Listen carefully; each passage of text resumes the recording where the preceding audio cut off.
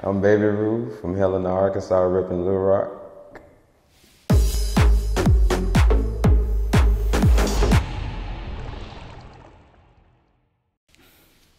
What am I doing? Let's talk about your early life in music.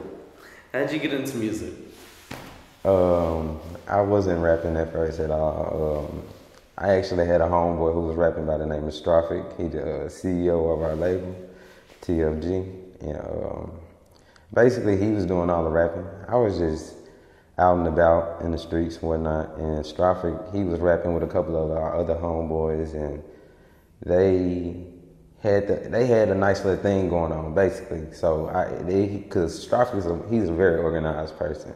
So I could see myself following behind him, like, cause I don't follow behind a lot of people. Like, I'm not the type of person to just follow behind you just because you got a couple of advantages. I got to know you the right person to follow behind. And Strophic, as a person, he was the right person at a young age, at that age and all, because he had everything laid out. He knew how stuff was supposed to be. He, like, even if you was just playing and you jumped on one of his tracks, he was serious. Like, no, bro, do that over. You had to do that 20 times just to get it right till he liked it. He don't care you liked it. He don't like it, you got to do it again. And that's what I liked about him. He was so serious about it. Strophic, was he the button pusher? Like, he was the person behind the computer doing the engineering? Yes, everything. I don't know how to do any engineering. I opened a studio, Top Notch Studios, as you know, like 2-3 years ago. And when we was working there, I was working as an engineer because we were low on engineers at the moment till we got 3 engineers. And Strophic, he was the main engineer basically when it came to our side, because me as a person and an artist, I'm basically just the artist. I done tried everything from the editing to the video shooting and the engineering. Like, I done tried it. It's not too complex. The only thing I done got down pack is the Photoshop. Like, I can make a nice photo and graphic. I can do that all day. But when it comes to lining up some images in Premiere and whatnot, or getting on Logic and doing certain things, like, I can record you. I can maybe put you in telephone effect, turn your libs down, level your volumes out, but when it comes to getting in there, I'm not the person for you. Strophic is, though. Strophic, it was him, D-Black, yeah, Crack, Envy, a couple of people. Like, it's a lot of people that we know, that I know that's good engineers out here, but yeah. As me, though, as an artist, no, I couldn't engineer. Strophic was the one. Yeah, I started recording rappers, like my friends, out of my house when I was probably about 13, 14. Like, I went and bought a little, cheap mic, hooked it up. We didn't even have a mic stand. We was hanging that shit from the ceiling. Like one of the little hooks, we twisted in the ceiling and it just dangled. So sometimes that bitch would rotate on us. Yeah. They wrapped it on the wrong side. Yeah, we had some things like that. Like it was jerry rigged for sure. But that was the same thing. I used to tell them I'm going there 20, 30 times. It didn't matter, Mm-hmm. Like, shit, I'm the one recording you. I don't like it. They get pissed because they'd be like, maybe 75% done with their verse, and nope. Now you messed up. You stumbled. You stuttered. Yeah, that's the type of person. You went off beat, bro. like we. In your head, you messed up. But then Strophic, he ain't gonna, you'll try to keep it going. Like, you'll say something wrong and be like, but I get the money. Yeah, this and that. He'd be like, bloop. You said this and that. You did not say this and that and that. And then you'd be like, nah, you gotta do that over. Run that back because you didn't even say that right. Like, he corrects you on grammar and everything. It's just dope, though. You need someone like that, perfectionist. Yeah. Someone that, can pull the better version of you out. You know what I mean? Mm-hmm. Make you want to do it. Kind of like how people, when they go work out, they need a trainer. Someone's going to make them train. Kind of like a physical trainer, but music. Yeah, because he kind of rub off on me now, because I be in the studio now, and I listen to certain things like... And you're like, it don't take that much time. Like, fuck it, let's just go back real quick. Yeah, because I listen to him record now, and I can tell him, like, no, I'll do that one again, like, drop it at the end or something like that, and I tell him then he'll do it, and he'll like it, but it's just him rubbing off on me, though, basically, after all these years.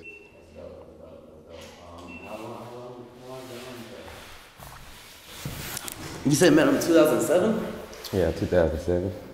Shit. It's a good little amount of time y'all got. Oh yeah. Yeah, for sure, for sure. So who would you say is the main artist at the moment? Are both of y'all like evenly distributing? Do you see yourself putting focus on each other? Or do y'all see yourselves, one of y'all sitting back and actually another one coming forward?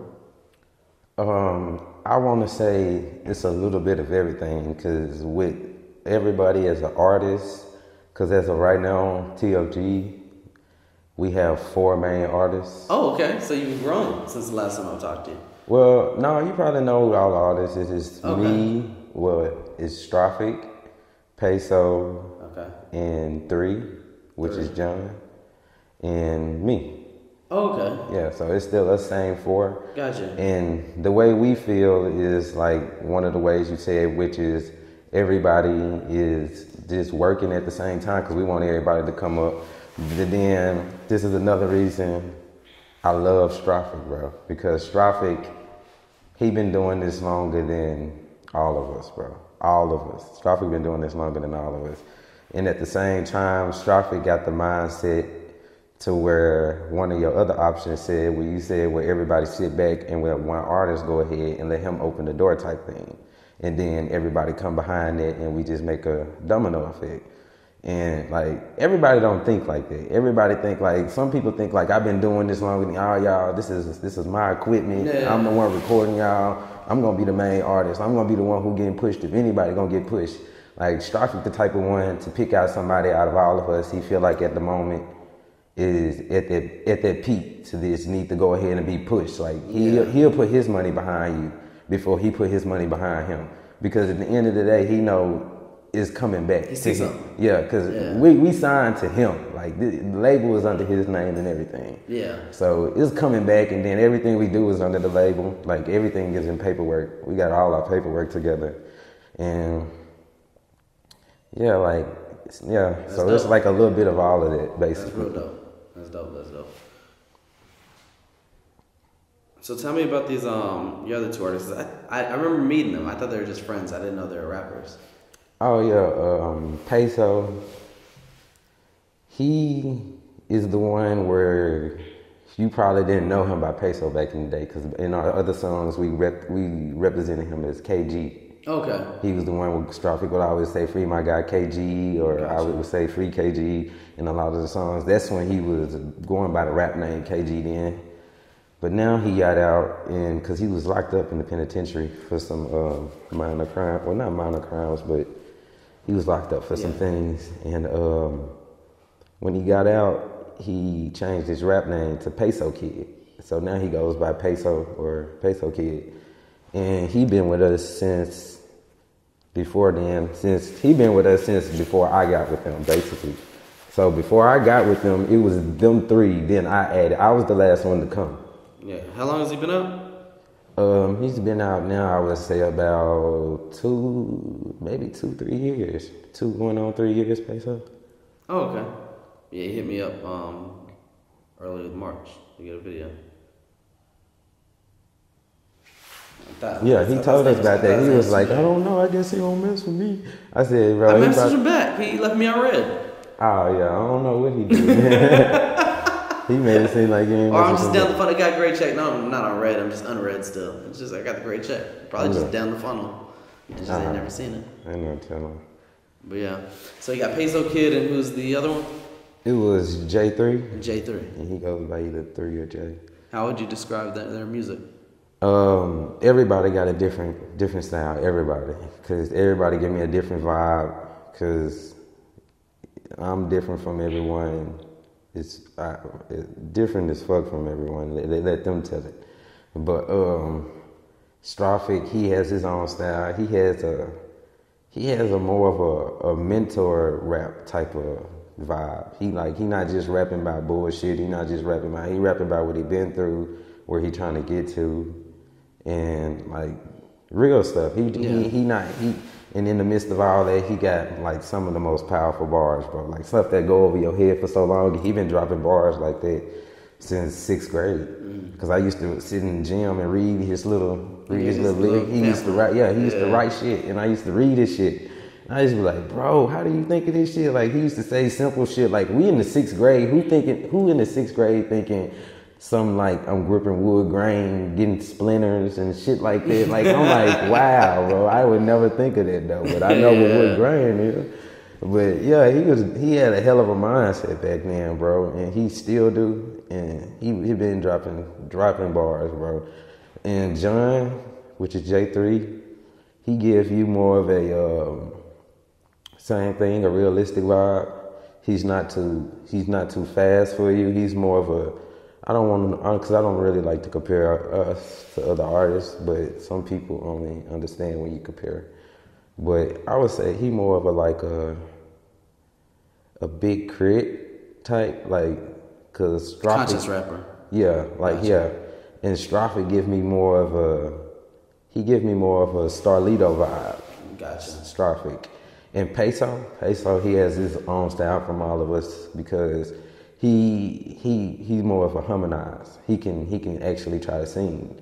And I've been trying it for the longest. It's just that I got too much fucked up in my head to make me care about what people think about what I sound like and just drop it. Because people dropping music, and I thought that, what's his name, Juice WRLD could sing. Like, people said he can't sing. So I was like, I thought he could kind of sing. Some people like Juice, some people don't. Yeah, and I was like, so shit, it really don't care, huh, whether you can sing, as long as you're talking about something. Yeah, like, exactly. As long as you're talking about something. But yeah, because I done told a lot of people about it, and they was like, man, don't give a fuck about that, just drop it. Because I got a couple of songs where I done tried to harmonize and then the singing, and I'm not, when I say singing, I'm not talking about, you know. You ain't doing no joke. Yeah, no blowing, you know, I ain't just blowing up and down. I'm talking about some simple, you know, some you can listen to basically, but,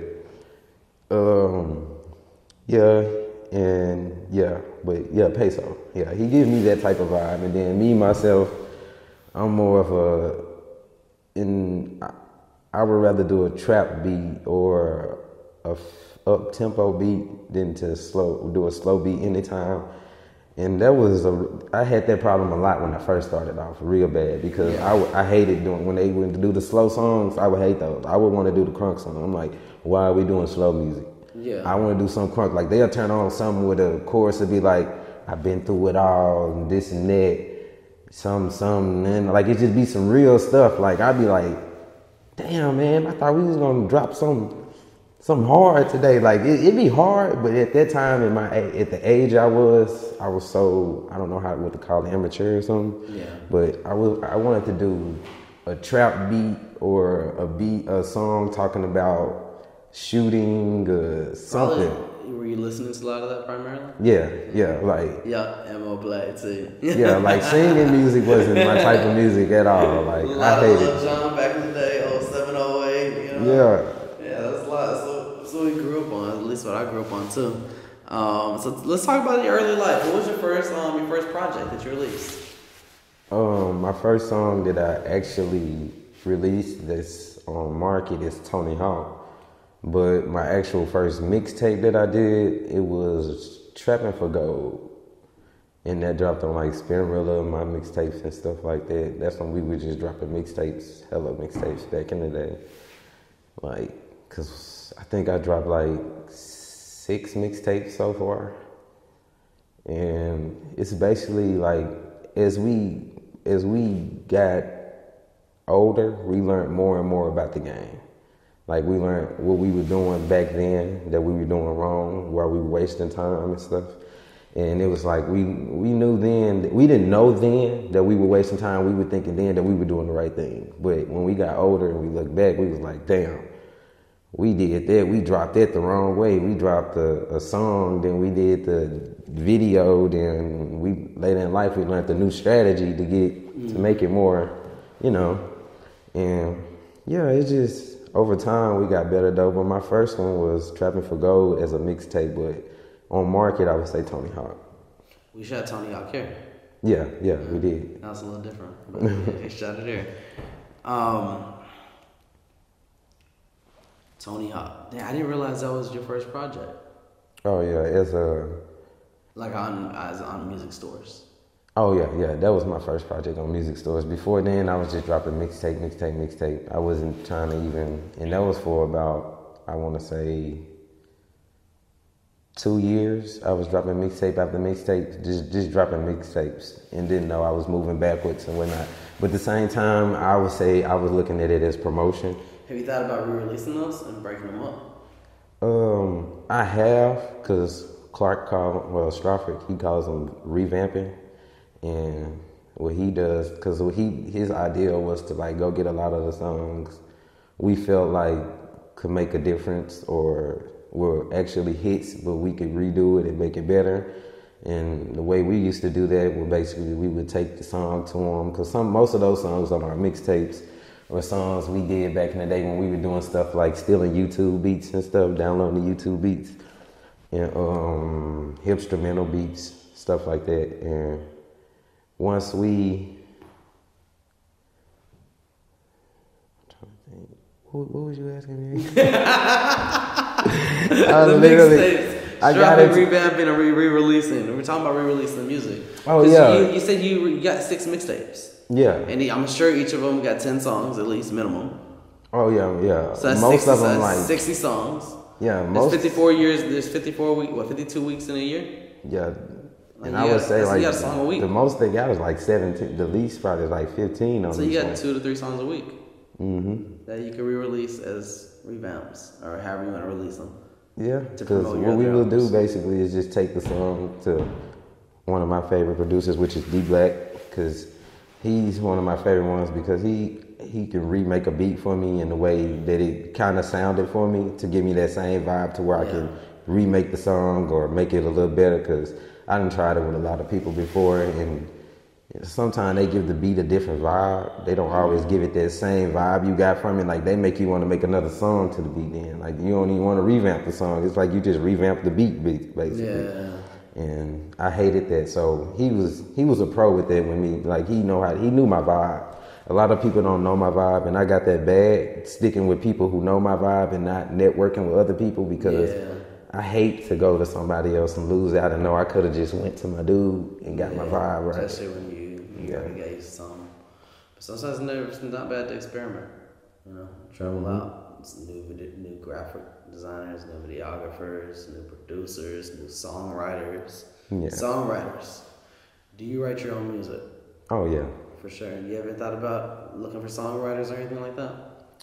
No, I haven't. But I'm not gonna lie, I thought about it in the future, like if I ever make it, and I thought about like, what if I get to that point to where I'm like, man, I don't want to write the song, I'm gonna try to hire Sometimes that breaks you as an artist. Huh? Sometimes that breaks you as an artist, because that you're not only are you spending money with someone who may possibly already be in the industry, you're face to face, you're making contact, you're becoming a person to them. Now you have opportunity to build a relationship. So sometimes it's not even about just the song. It's more so about spending that $500 so you can build that relationship with a writer for a young bird.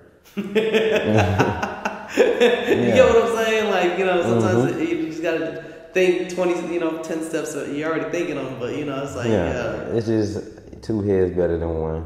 Yeah, it's just how do you get someone like her, like their songwriters. Because you got one called Goldie, a girl who writes for him regularly, and it's like, how do you get someone like her to want to come to your Instagram or even look at your shit? Well, do business with her. That's one way. That's the easy way. Yeah. That's easy. See, yeah, because I don't really be on my Instagram that much. Yeah, you gotta get on it. That's what the algorithm only favors you if you're on that regularly. I be on there sometimes. I make when I do projects or shoot a video or something, But that's the thing, you got songs. You got over 60 plus songs. So you have something that you can post regularly. Yeah. Well, you got content.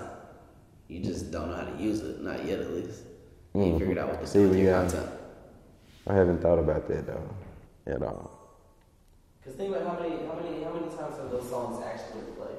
Like the mixtapes. What's the most views you got on? My latest one was the one I got the most on, which was 25,000 views. I would say. Okay, so 25,000 on the actual album. Yeah.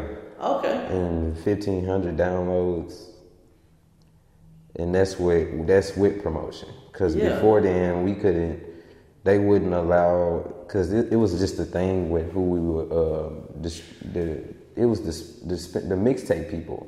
They weren't allowing us to basically pay for their promotion unless we had so much traffic coming into their site. Unless we had so much traffic coming. 1,500 downloads. Mm-hmm. And how long ago was that? Trapping for Gold 2 was, I want to say 2019. And then I think after that one, that's when I did Same Niggas. Yeah. When I shot Same Niggas with you. And it was one of my singles, and then I did Dope Boy.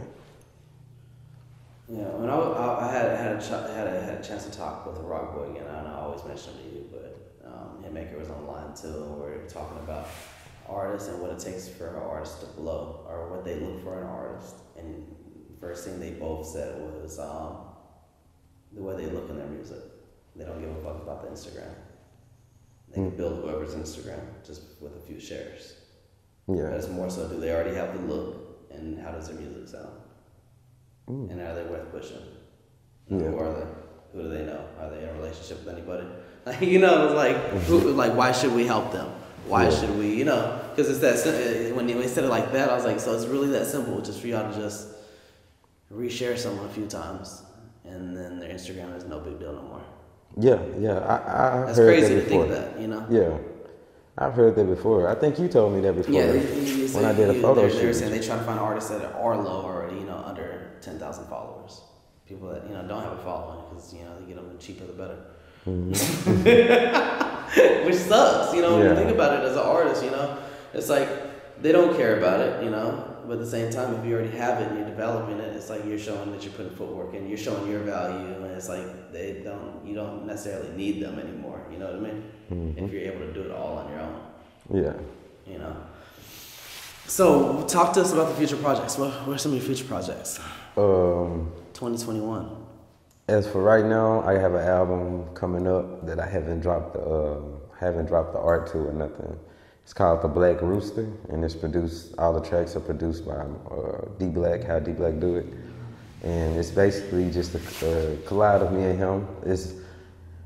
I want to say it's songs from as far as back as at least 2017. It's 16 to the farthest, the end of 2016. Some music on there from way back then, and I don't know how, but I made it a time. The song's timeless, and that's what D Black called it. He called it a timeless release. But like the things I said in them, like even to this day, I can still drop it and it wouldn't be no problem. Like I literally made it timeless, and I don't know how, but I did it. And that was crazy to me because I was like, damn, I made this song in like 2017 and it's 2021 and I'm gonna drop it. And he was listening to it and he was steady asking me, you made this in 2017. It's in 2017. I'm like, yes. He was like, bro, this song sound like you probably to the farthest from now is 6 months made this. And I was like, well, I don't know how it sound like that, but I mean, the mixing was good and all, because as you know, Strophic mixed it, like, and we use Logic. Like, that's the only program I will use, and I like to use. Like, when I go to other places and I see other programs, I be like, fuck. Like, I don't even like how I sound on other programs. I don't even know what the other programs look like when they doing the things, like, but I know what Logic look like and what you doing on Logic, because I sit behind Strophic all the time. But you gotta start learning them other programs. I used to be scared of them too. Yeah, like other programs. It was just, I don't know. Anytime I would go record on another program with some other engineer or something, they never had my sound, and I'd be sounding all. Maybe they had me like I didn't have one dude engineer. He had me sound. My whole verse sounded like an ad lib. It was like the verse was an ad lib. It was like I was in the background. Do you tell the engineers this? Like bro, yeah, like sometimes because my shit sucks, bro. Like fix this. Because most of the times when it be like that, it be a feature. It be another artist reaching out and they want a song, and I would go do the song, and I wouldn't be there when the artists get the song mixed though, because a lot of artists they don't get their songs mixed on the spot, or they don't get them mixed at all. Some people come back later, get them mixed, and some get it mastered later on, just budget it out, you know. And some people they weren't getting the songs mixed at all, but in this situation, The dude got the song mixed. Well, no, it was a girl. The girl got the song mixed on another session. So when they mixed it, I wasn't there, and I guess she was okay with the sound or something because she let it go and they sent it to me, and I was just like, okay, I like what I said, and when I do features, sometimes I forget what the fuck I say. Yeah. I'll be the first thing I want to do is listen to the song, but like, let me hear what I said because I don't even remember what I said. You want to listen to it. You want to hear how it came out. Check out your work for sure. I mean, yeah. Same thing when I edit, I go let it on back and constantly restarting. Just constantly restarting. So, 2021, D Black. When can we look forward to it? Huh? When can we look forward to the new project? What is it? March now? March 25th? I want to say I'm pushing for at least April the 8th. I want to push. Was that the original date, April 8th? No, the original date was 2/8, February 8th. But give yourself another 30 days. Yeah, it was basically because I try to give windows for everyone to shine because I didn't never drop my date or anything, but other people had dropped their dates for their albums, and D Black is one of them. And he dropped his album date was around that same time, so I didn't want to drop on top of his, and then it'd be like a competition thing, or because when he dropped, I wanted to help promote his. I can't drop at the same time and help promote his, and then I not promote mine, because that's how we work though. Teamwork. Yeah, but yeah, so I pushed mine back a little while so we could push his a little bit more, and then I was coming back because either way it is, we pushing D Black, and then I came back behind that with an album produced by D Black, a whole album, which his was too. His was a double album produced by him, and yeah, I basically tried to give a window for us to just push his album first, so we could try to start a wave. Cause I'm trying to start a wave. I'm not caring about blowing first. I'm just trying to get us a wave. Everybody got a wave. TikTok, my dude. Yeah, TikTok. we ain't got a wave yet. You gotta make music for TikTok. Literally. Yeah, I've been hearing that too. No, make music for TikTok, not for you, not for anyone else. Make it for TikTok. There's this guy. His name's Lil Rock. He's from here, and he does twerk music. Got a song called "Make That Booty Twerk." Make that booty twerk. Make that booty twerk. 16 million views already on TikTok. It's from here. You don't understand why. I'm like, because you're feeding for TikTok. There's a bunch of girls shaking ass on TikTok. They need content. You're feeding them. What other people need content, music to do what they're doing. Just like Zay HD and them, that's how they started blowing off through TikTok. Yeah. Their little sound effects and their intro videos, they were doing all, like, people were making TikTok videos of their sound effects. Yeah, I noticed that. Shit, you get a celebrity doing it, get 10 million views. I mean, then 10 million views go to you. They don't go to them. Yeah. It's your music attached. Oh, yeah. I mean, that's how Kevin Gates went platinum with Me Too. TikTok, when Kylie Jenner and Caitlyn Jenner, and they started doing the Me Too challenges. 20 million views later, platinum. I mean, it takes 50 million to go gold, another 50 million to go platinum. He was already at 80 million. He just need another 20, 30 to go.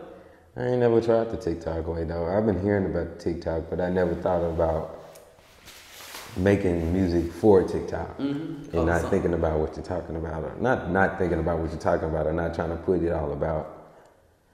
Something they can react to, something they can make a video to. That's, like when he hit me up, he's like, I don't know why. I said, because you made a twerk video and there's a bunch of girls shaking their ass to it. Some of those girls probably got a dumb amount of followings.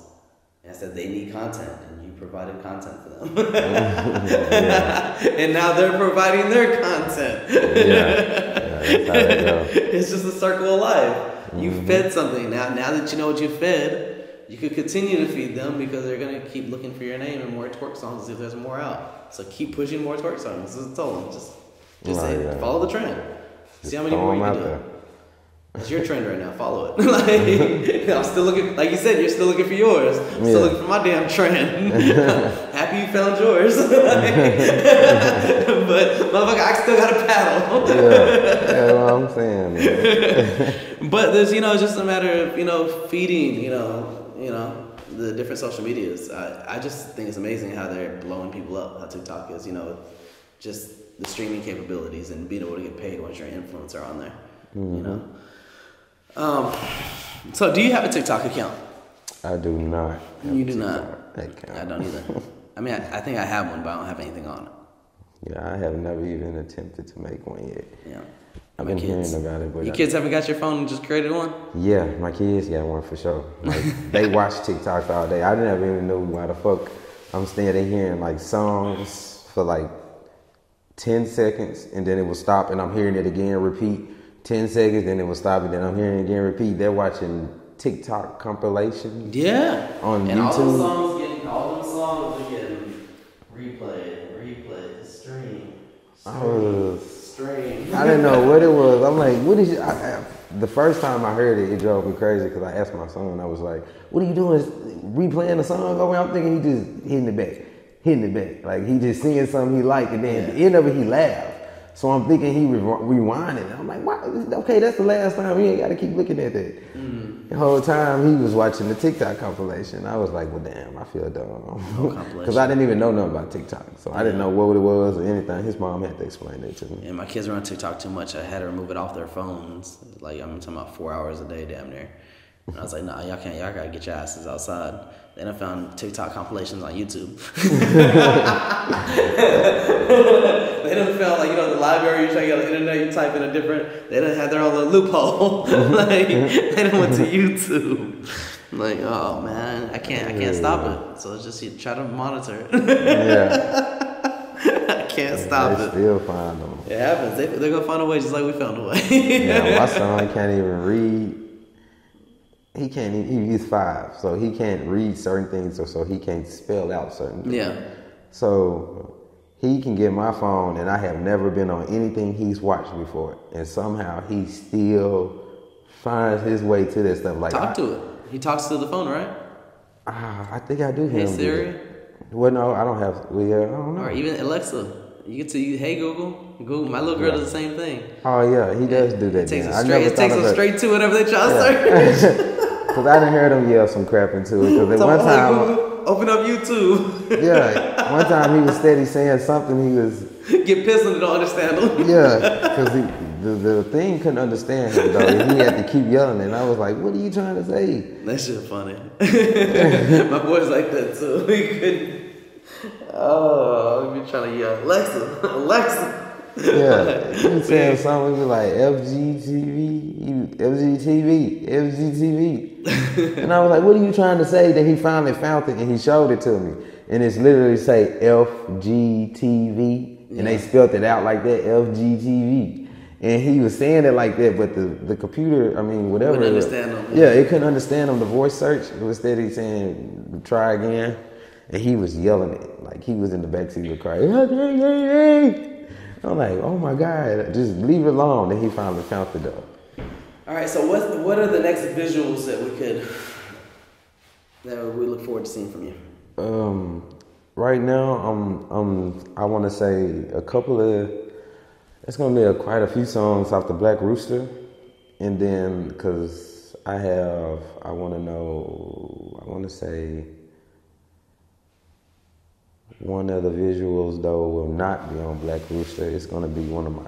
It's gonna be considered not a single, as in like I'm gonna push it as a single, but it's gonna be a single drop track, and it's gonna be called Ass Cap, and it's basically about just spins, shit like that, and because I don't want to say too much about it. No, you're good. Just blow it out there and everything, because I don't want nobody to steal my idea before I actually drop it, because I got that problem bad. No, for sure. You're not on Instagram a lot. Where can your fans find you, and how can they communicate with you? Most of the time, I just stick to home, which is Facebook. The book? I stick to Facebook sometimes. I peek my head in on there every once in a while. Make a status, might upload a story and stuff. And other than that, because I'm not too big on the social media. No, he's not lying. I messaged him yesterday or early this morning.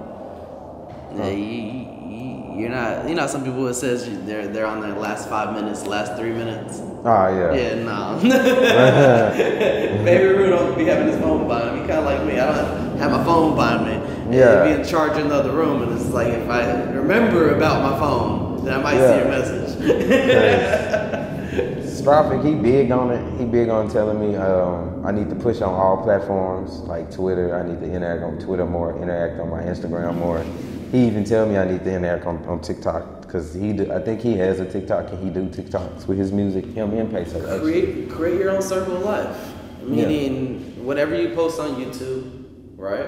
Like you want your Instagram people, you want Twitter, you want Twitter to come to your Instagram and Facebook, but you want your Facebook and Instagram to go to YouTube. Mm-hmm. So just do your stats. Hey, new video alert. Go to YouTube or Facebook to see the promo. On Instagram, Facebook, and then from there, see full video and go to YouTube. Oh yeah, see, that's what I do. The circle of life.